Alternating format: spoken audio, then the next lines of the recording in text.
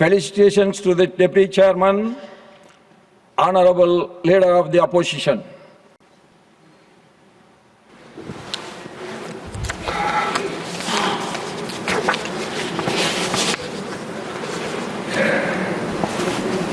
Sir, आपको धन्यवाद देता हूं कि मुझे इस सदन में हमारे डिप्टी चेयरमैन का जो चुनाव हुआ उनका अभिनंदन करने के लिए मौका मिला।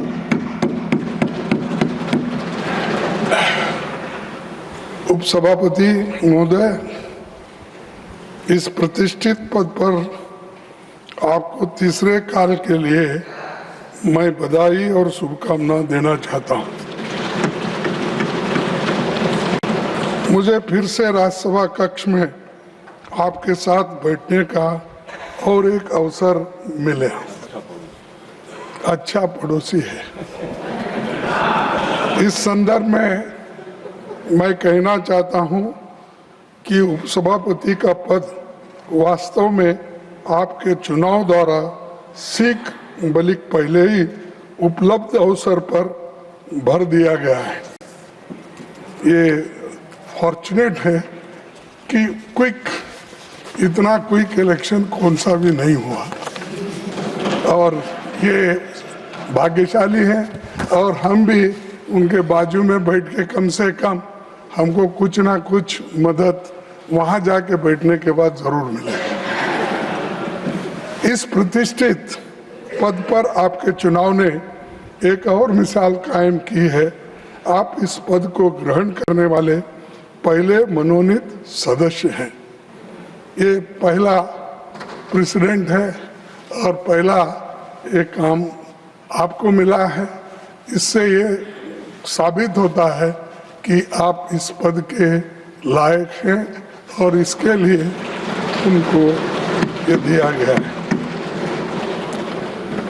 हमें इस बात से तकलीफ है कि संविधान अनुच्छेद 93 में निहित संवैधानिक भावना के विपरीत लोकसभा में 2019 से उपाध्यक्ष का पद खाली है।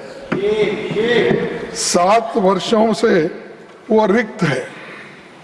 क्या अच्छा होता कि राज्यसभा की तरह लोकसभा में भी ऐसा ही होता तो बहुत ही बढ़िया होती थी।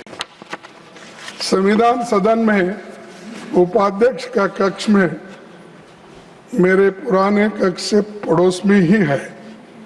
जब भी मैं वहां से गेट नंबर 7 पर जाता हूं तो ठीक सामने मुझे उसके बंद कमरे पर लटका ताला दिख जाता है, जो मुझे तकलीफ देता है कि प्रजातंत्र की हम बात करते हैं और 7 साल से एक डिप्टी स्पीकर को आप चुनते नहीं, तो इसका मतलब क्या है? हर आदमी डेमोक्रेसी की बात करता है। डेमोक्रेसी को हम कभी खत्म नहीं करेंगे। कल मैं एक महाशय का भाषण सुना, उन्होंने यही कहा, अरे डेमोक्रेसी को तोड़ने तो बहुत लोग कोशिश किए। ये क्या है? 7 साल से डिप्टी स्पीकर उस सदन में नहीं है, तो ये क्या है? क्या कहना चाहिए? तो ये अच्छा नहीं है। भरो आपको किसको चाहते हैं उसी को भरो, लेकिन कॉन्स्टिट्यूशनल और एक इंस्टीट्यूशन है, उस पोजीशन को आप खाली रख रहे 7 साल से। और क्या समझ के रखे मुझे मालूम नहीं। वो डिप्टी स्पीकर भारी पड़ेगा आपको। आप तो सबको ले रहे, नीचे ही डाल रहे, आप ऊपर बैठ रहे हैं, तो फिर भी वो खाली पद नहीं हुआ, अब तक भर्ती नहीं हुआ। सर, जब भी मैं वहां से गेट नंबर 7 से गुजरता हूं, ये मुझे याद आता है। कई बार मैंने हल्के फुल्के अंदाज में पूछा भी है वहां ठहरने वाले सिक्योरिटी ऑफिसर्स को।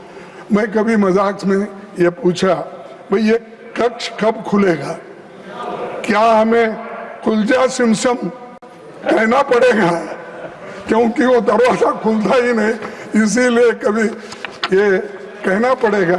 ये मैंने उनसे पूछा, साहब वो बहुत दिन से बंद है, हम तो रिटायर हो गए और एक दूसरे भी आए, लेकिन ये ताला लगा हुआ ही है।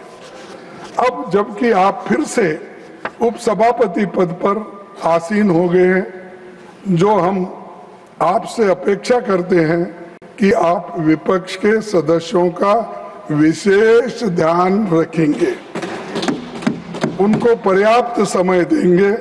हमें आपसे किसी विशेष तवज्जो की अपेक्षा नहीं है, पर हम ये उम्मीद करते हैं कि विपक्ष को आप उचित महत्व जरूर देंगे, क्योंकि आप ये तीसरा टर्म है, आपका अनुभव ज्यादा हुआ है। नेचुरली डेमोक्रेसी को जिंदा रखने के लिए अपोजिशन को जितना महत्व देना चाहिए आप देंगे, मैं ऐसा निवेदन करता हूं। अपनी और विपक्ष की ओर से हम आपके सफल कार्यकाल की शुभकामनाएं देते हैं, और मैं तमाम अपने अपोजिशन नेताओं के ओर से, मेंबर्स के ओर से, तमाम हाउस के तरफ से और आपके तरफ से भी मैं उनको कांग्रेचुलेट करता हूं। Thank you very much. Now